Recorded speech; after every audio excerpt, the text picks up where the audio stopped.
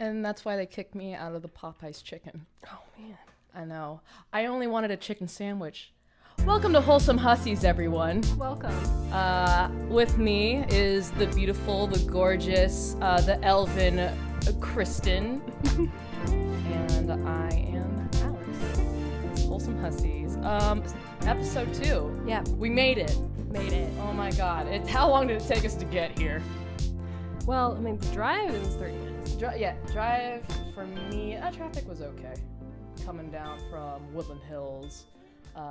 It was fine. Got here on time. And, you know, nobody cares about LA traffic. But if you're talking about how long it took us to make an episode, it's been in the works for a little bit. A little mushing around for, I don't know. 6 months? Did we plant this? We planted the idea 6 months ago? And we're like, yeah, that'd be kind of cool. Years. It's been in the works for years. Well, today we have a kind of a different layout. We have a unicorn, steadfast and true. We have a couple lights set up, tingly and magical. We also got tea lights, candles. We're thinking about doing a seance after the show. I'm not sure how the occupants of this house feel about it, but my show. So, you know, whatever you feel like. I brought a couple new stones today. Yeah. Brought some carnelian. Carnelian is known for opening up the root chakra. It's supposed to bring confidence, fertility. What? Fertility. Wow. Fatality. Fertility. It's when you're so fertile, you knock your Or is opponent it like out. a frat house, like so frat, like bro energy, like that's fratality? You know what? That's actually funny. I bought that stone off of a frat house, a very conscious frat house. Really? Yeah, you know, white males can be very conscious. Who would have thought? I got this. I got this from. Whiskey. I'm just kidding. I would never buy stones from somebody from a frat house. I don't know. That is chaotic energy to be putting in one stone. I would never do that. But so it's basically, this stone is basically to do your thing, to like get your horny on, to like have sex with somebody that you love or you don't love, you know, either way. But here's one that is for love. It's my my rose quartz. My rose quartz is in the shape of a heart. It's good for self-love. It's good for other love. It's to remind yourself that you know, you're worthy of being whole and loving yourself and accepting love from others. Everybody needs that stone. Oh honestly. my god! It's a really good, like base stone to have. If you're gonna begin collecting gems and stones and stuff, that's a good one to start with. I mean, if you can't love yourself, who else are you gonna love? Yeah. So the baseline, you need it. I also have a little citrine, a little tiny baby right here. This citrine is good for creative energy. It's really good for abundance, whether that be financially, whether that be creatively, whether that be pussy, you know. Whatever you want to bring to the table, it's going to help you out. And then we have fluorite. This is Kristin's little ditty. I don't remember where I got it. I don't actually think it was mine. It might have been left behind by my ex when he moved. So. Oh, okay. Did you clear this out before you brought it to? No, you burned some sage before we started. I did. Before the podcast had started, I did sage the room to take out any evil spirits or unwanted spirits or ex spirits. He's not dead. You could the energy the energy is what I called out, but no. Oh, okay. Yeah, so he doesn't have to be dead in order to invade your life still. So I called it out. what are we touching on today? Oh, you forgot this little baby. What? This little. Oh, it was behind the smell my nuts candle. Excuse me. This little beep boop right here was actually a very powerful stone. This one is onyx. This absorbs negative energy as well as dispels it. So it absorbs it, gets rid of it. It's a good protection stone. I actually got this stone from the protection candle that we had purchased. I lit that puppy up, put the herbs on the candle, lit it up, and that flame was crazy high. I don't know what it was protecting me from, but the flame ended up being bigger than the actual candle itself. That's crazy. So I got my money's worth. Yeah, and Onyx is also a good rock type Pokemon. It's a good solid boy. Yes, big boy. Mm-hmm. They're hard to catch around here. I still play Pokemon Go. Not a lot of people do, but I do. So be my friend. So find what do you have a handle, Kristin, on that Pokemon Go? You have to do like a friend code in order to add somebody. Oh. So if anyone really was interested in adding me, we could proceed that. Yeah, I don't. Or I'll put my friend code in the bio of this video. Yeah, I give presents. I know this means nothing to you. No. This, Kristin, this means everything to me. As a matter of fact, this is the forefront of my mind. Everything now. to me. Everything. I do not have Pokemon Go, just because, honestly, once I had collected 150 Pokemon when I was 11, 12, mm-hmm. and then as soon as they started rolling out 150 more, I'm like, you know what? My little brain can only handle so much. Enough blood, sweat, and tears has been invested into this franchise, I said, as an 11-year-old. I no more. I'm tapped out. I don't want to feed the monster anymore. It was an addiction. Yeah. Just like everything else in my life, it just spun out of control. So I stopped it. I really respect people that are into that, though, especially the Pokemon Go camaraderie. Yeah, especially when it first came out, everybody was friends. You'd recognize someone playing on their phone at a park or something. You're like, what's up? It was the only time I had ever seen a crowd outside of a library. It really brought people to places they wouldn't normally go to. Of all ages. Of all ages. Yeah. But now they have a Harry Potter one, don't they? They do. I tried it. How is it? I was a little overwhelmed. I love Harry Potter, but we'll get to that later. But there were just so many more aspects to it that it's a little more complicated than Pokemon Go. Mm-hmm. Pokemon Go was kind of the first game of that type, of its kind. And then the Harry Potter game, it's the same company that did it. It was just a little too confusing for me, and I've already invested in Pokemon Go. I didn't have time to get into another one, so. I get it. And we're in our late 20s, so much of our time and emotions are invested in other things. To invest it into, another game, you got to walk around and find stuff on your own free time. That can be taxing. Yeah. So we have a couple things we want to touch on the show, yes. Things that, that are typically stereotyped, if not stigmatized. So say you come across somebody and you find out something about them that, an activity they like to do or a profession that they have that you can't relate to personally, mm-hmm. and you can't see yourself doing.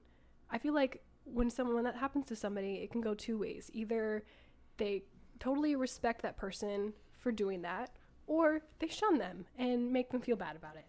Yeah, I would say, as somebody who was a sex worker and a stripper, I felt like it would happen the polar opposites. I'd either get high fives or I would get stares or sympathetic nods at me. That's the thing about sex work is that, especially here in America, nobody forces you into that. And I will say that not everybody can do that. A lot of people think Yeah. that industries like porn or stripping or cam girling, they all think it's a last resort. Something like, oh, well, if college doesn't go great for me, then I can always resort to porn. It's like, well, that's like saying like, oh, well, you know, if college doesn't pan out, I'm gonna become an actress. Like the odds of it happening is slim to none, and some people are just not meant for it. You don't have the skills. Not only in sex work do you have to have some sort of sex appeal, which I don't think a lot of people are in touch with anyway. You also have to understand business. You have to have a good sense of your boundaries, your self-worth, a tough skin, confidence, and you got to be able to walk in 8-inch heels for maybe 4 to 7 hours at a time, and dance. Oh yeah, you got to be athletic too, like gymnastic. I mean, you don't have to do somersaults, but you definitely need to know how to climb a pole, and then add sex appeal to that. And I don't think most people have that. I know I couldn't do it. There's some of those things I could do, but I personally wouldn't do it. And I respect the shit out of you for being able to, and respect people who can do it. I wouldn't shame them for doing something that I can't or don't want to do. Right. And this can be applied to a lot of different things in life. Like, they're not even like controversial topics. Like, say, hobbies, like nerdy hobbies, like playing video games. Not so much now, but definitely like a couple years ago, people would be like shamed for spending time playing video games because it doesn't accomplish anything or whatever. You tell that to the guy at Fortnite who got $3 fucking million for being really good at a video game. Yeah. So it can be misunderstood, or people will be like, wow, that's awesome, you know, and it could be applied to veganism, for instance. Yes, I'm a vegan. Yes, I said it. This is the episode where you know what? I really appreciate you being so vulnerable about that, like laying that. It was so hard to not say it the first time. I'm a sex worker. You're a vegan. I can't imagine. Out there. I can't imagine being both. To be completely honest, how isolating would that feel? It was really hard to say this, so thank you for that support. Absolutely. I have your back. I support you. You know, like I am not a vegan myself, but you know, I see why, and I know it's because you are a kind person, you're an empathetic person, you have this heart for animals and this connection with them, and you understand them, which I think a lot of people could be a little more in touch with, because even I think like the beef industry is a complete abomination to this earth and how it contributes to climate change. And so the fact that you're not only doing it for animals, but you're doing it for yourself as well and for this planet. Yeah. So I applaud you, to be completely honest. And so you're one of the people who can respect it, and even if you can't do it yourself, like whatever.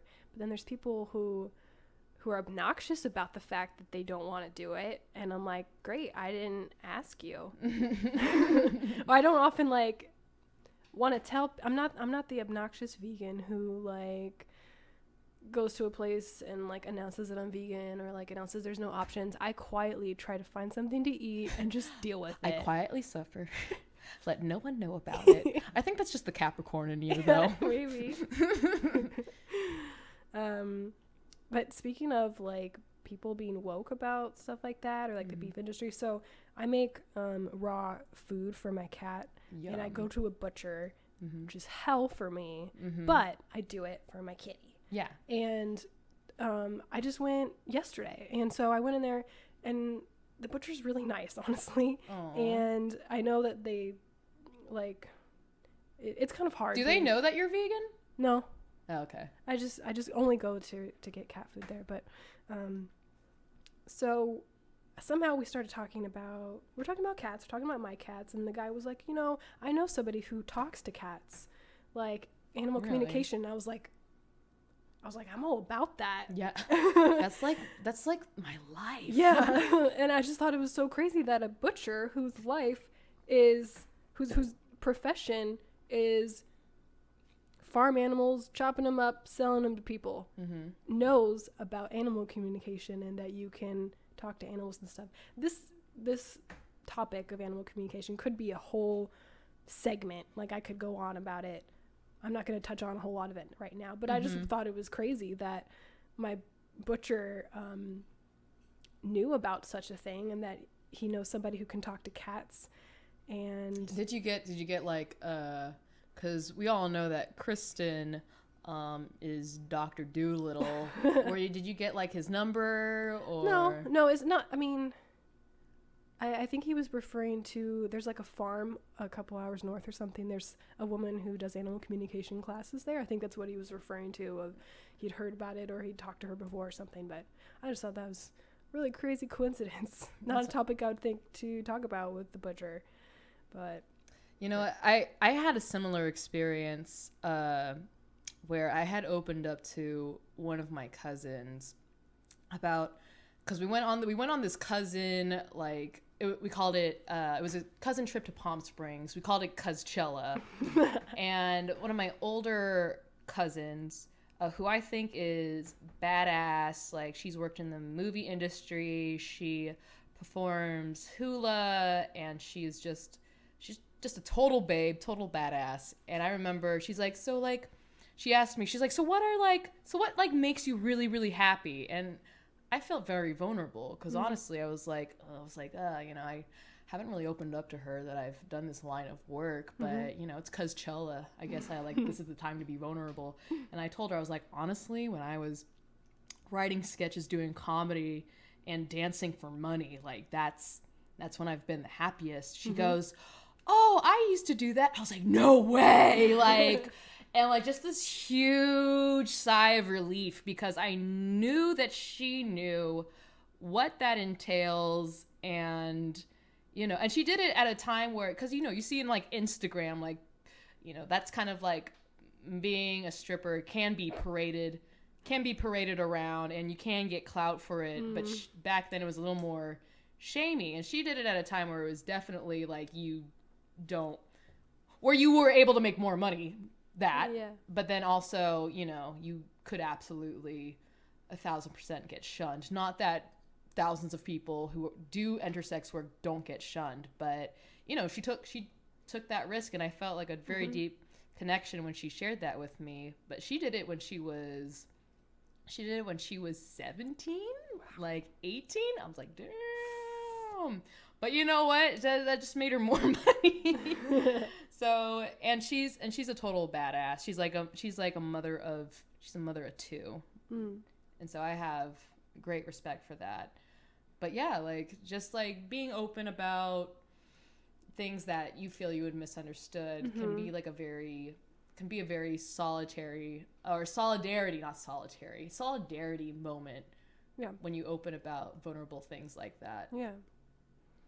But kind of on that topic, we want to talk about things that are controversial and what's people's opinion on them, and specifically things that like women do, and how to take the power back. Absolutely. Yeah. I could definitely say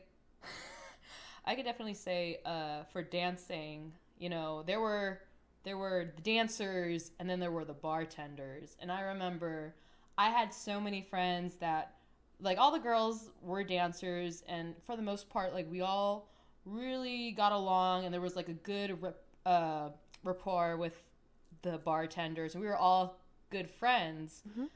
One of the girls she actually got fired because she got drunk. I mean, not that everybody was super drunk, like, when they were working there, but she got a little too drunk, and she was a bartender, so she got fired. And I remember she was calling out one of the girls that was, like, an amazing dancer, like, trained ballerina, like, just, like, every time she got on set, like, it would just, like, wow a crowd. And I remember on Instagram, the girl, the dancer, she had posted like a beautiful video of her dancing. And that girl who got fired commented, she's like, so what? Are you going to be like a dancer forever? I'm like, bitch, you couldn't hold your alcohol as a bartender. Like, I don't think we should be throwing judgments. And like, it's way like, you know, people want to judge dancers for using their bodies for money. Yeah. I'd say we're just commodifying something that already happens to us in real life. Like, we get creepy guys saying creepy things. Like, I work at a restaurant now, and there's a lot of things that have been told to me by customers and employees where I was like, I should have charged them $20 for that. Yeah. But so now you're just commodifying what is already there. And I see nothing wrong with that. Yeah. It's about, like, being judged for the very thing, doing the very thing that, like, we're shamed for. And, like, say, for instance, in video games, like, I play as a girl character, and a lot of times a guy character will be trying to hit on who they think is a girl by giving them gifts in the game. And I don't ask for these things. I'm not, like, fishing for things. And a lot of times you get shamed for, like, accepting gifts from people just because you're a girl. It's stupid. Or wearing, like, slutty outfits in the game. It's pixels, by the way, guys. Come on.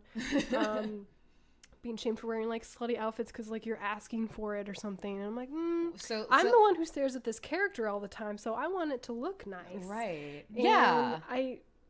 Sometimes there's more guys than girls in the game, and for whatever reason they want to give me some sharks that I can cook on a fire and increase my cooking level, then cool. Then I'll be friends with you. But that, like, I don't know if I expect something more than that. I think that's amazing, Kristin, that not only does that apply, like, in real life, but that also applies in video games. Yeah. Like, I've never thought, like, somebody shaming a girl in a video game because her character was dressing like she was asking for it. Like, that is some new level bullshit. I've like shaming you because your character's dressed in a certain way. And also sometimes guys will play as girl characters because they know they can get free stuff. See, that's what I'm saying. If men could make a lot of money stripping as women, they fucking would. Yeah. I hear so many guys be like, oh man, like, if I was a girl, like, I'd totally be a stripper. I'd, like, make so much money. Or I'd be a porn star and make so much money. And it's like, yeah, because you know. Yeah. Because you know that's a commodity. And how hot that sells. Like, so don't get mad at us when we accept that this is a good thing. That this is in high demand. Yeah, that we're making use of it. Pussy, whether in real life or on the computer. Always in high demand. Also, it can even be in games where, like, you can't have sex with people in the game. What are you going to do, like, an emote that makes it look like you're sucking their dick? Yeah, I'm going to put capital B == sign == sign capital D. Oh my gosh. Yeah. And then hyphen. But yeah, so I think there's nothing wrong with commodifying being a sexy cyber girl or being a sexy real life girl and getting money for it, because we're shamed all the time, and it's like, you know, we're damned if we do and we're damned if I don't. Yeah. You know, if I wear a cardigan, I'm not showing enough skin. If I don't wear the cardigan, I'm gonna get honked at while I walk down the sidewalk. Yep. Like, it really doesn't fucking matter. So while I am here on this earth, I am going to get my money's worth. Yep. It's just, you know, collecting for the toll it takes on us, like the mental toll it takes. Reparations. Yeah. You know, go support your local strip club. By the way, bring some ones, a lot of ones. Buy a girl a drink, or don't buy a drink. Maybe she doesn't drink. Get a lap dance. You know, that really goes toward her rent. Goes toward probably her therapy sessions. I think everybody should get therapy, but if she's dealing with your ass, she definitely needs therapy. Yeah. I think, yeah, go women. Yeah. And but also people who are not women. They could be, or they could be non-binary, or they can, be categorized more as femme. Because they're definitely that group of people who are in sex work. And you know what? You guys, especially, you guys get your money. 1,000%. And I want to talk about, like, although we do get unwanted attention and stuff, I like when we actually get a wholesome, well-meaning compliment that has no hidden agenda. And those are rare, but they're awesome when you get them. Like, when you and I went dancing like a month ago or so, it was like an 80s themed club. I feel like because it was 80s, people were more wholesome and stuff. Yeah, I feel like, when you go to a club that's outwardly talking about alcohol and pussy, not that there's anything wrong with it, but man, like, I swear, like, it drives men to do things I don't think they would normally do, or encourages something they would do, and they're gonna be more outward with it. But with like 80s music, it's a little more, there's no like grinding and nastiness. They're like bopping and like having a good time. So basically I feel like guys would come up to me because my boyfriend wasn't there at the time, but they'd see me and like ask to dance first. They wouldn't just like come up behind me and start dancing, which is really nice. That's nice. Thank you. That's really, really nice. Do that more often. That's really nice. Yeah. So some guy was like, "Oh, wow, that dress looks like really good on you. Like it fits you really well." And I was like, "Thank you." And then he walked away. And yeah. It just a little booster, and then that was it. That's all I need. I wanted like a little attention, a little, "Hey, you look real good." And then just walk away. Yeah. Not trying to dance, not trying to get me a drink, just thought you should know. And then that's it. And that's the only way that interaction could have been better is if he had given you a 20 and then walked away. But what? This is for blessing my eyes. Yes, for my offering, ma'am. But that's the thing, is that as much as I would like to accept compliments, primarily from men, there's always something attached to it, which is why I think a lot of femmes and women are always on guard, because there's always most of the time there's an agenda attached to getting a compliment. I can't tell you how many times I was wearing pants that day, and being a curvaceous woman that I am, more times than not, dudes are like, "Oh, I really like those pants." I'm like, "Really? Is that what you meant? Or did you mean the ass that was in the pants?" Yes. Which, sir. Did you want to buy a pair of these workout leggings for yourself, or are you just complimenting her ass? I don't appreciate it, because that's basically like, you're telling me that I have a great ass. Also, I'm working in the service industry, and I can't tell you to fuck off, because then I get in trouble, and then I get a bad Yelp review, and then I'm not providing quote unquote great customer service, and that puts me in a strange position. I hate that. Can't Can you think of any like wholesome compliments that you get? Wholesome compliments. I really like it when guys compliment my glasses. That's a very safe one. Because not only is that above my waist, that's above my boobs. Like, that is like, that's looking straight into my eyes. Yeah, I'd say like hair, glasses, eyes can be a little intimate, but honestly, no, you're right. Those are all like really safe, nice compliments that like don't need to go anywhere. Just leave it at that. You know what the creepiest compliment, and I've actually, not only have I gotten it from men that I don't know, but like mutual guy friends. They're like, "Alex, like I don't want to come off like creepy at all, but you have like a really pretty mouth." And I'm like, "What?" What? I don't know. How am I supposed to take that? That's strange that you feel compelled to. That's gross. It's gross. Why is my mouth so pretty? Pretty for what? Pretty for what? Yeah. Nice for what? For blowjobs. Someone It's in the blowjobs. audience is making that motion. Oh, the entity Yeah. that helps us record these podcasts. Oh, he stopped. Well. But I think it's about time to start our ending segment. Ah. It's about that time. Oh my God. And we were just having a riveting conversation. I know. Yeah, well, I guess we're going to have to save it for next time. I know. But something that we would like to do is discuss a meme that we've created in collaboration. Oh, yes. Let me see this meme real quick. We're definitely going to put it on the screen when we edit this video, but I want to say, let's talk about the story of how it came to be. Yes, the meme is a bunch of people that looks like a gentrified juice bar, and they're all drinking a yellow substance. It's all white people in this juice bar because, gentrification. And they're all drinking a yellow substance. Mm-hmm. One guy has foam on his mouth, and it says, "Pee is just people juice." So where this started was Alex and I were watching a wonderful Australian mermaid show called H2O. Just Add Water. On Netflix. Yeah, I'm so glad it's on Netflix. Anyway, they often go to a juice bar. That's where they like to meet up. That's where they like to figure out their plans. Yeah.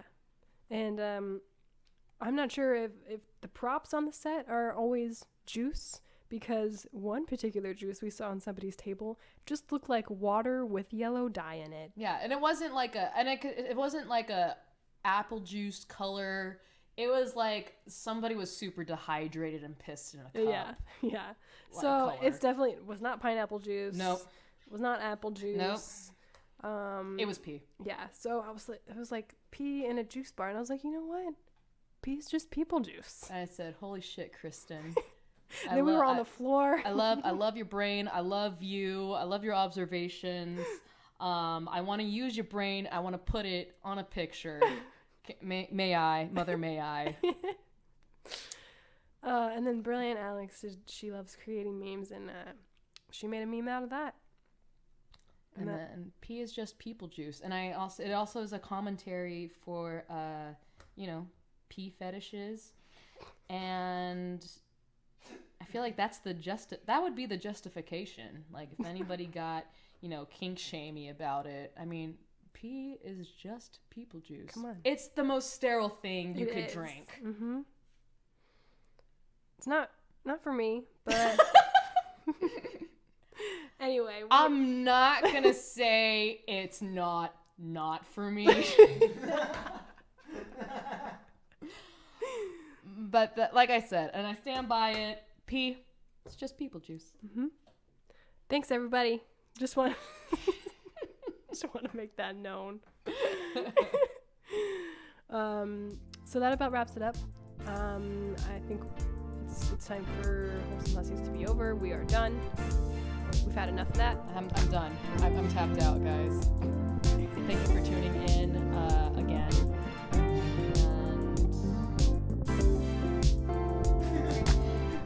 I forgot if we were going to say the sign off or not. What is our sign off? What is our sign off? Keep it wholesome. Oh, we already recorded that once. Okay, well, never fucking mind. Hope to see you again for our next episode. Bye. Hey guys, if you want to follow us on Instagram, our handle is @Wholesome Hussies. Keep it wholesome, hussies.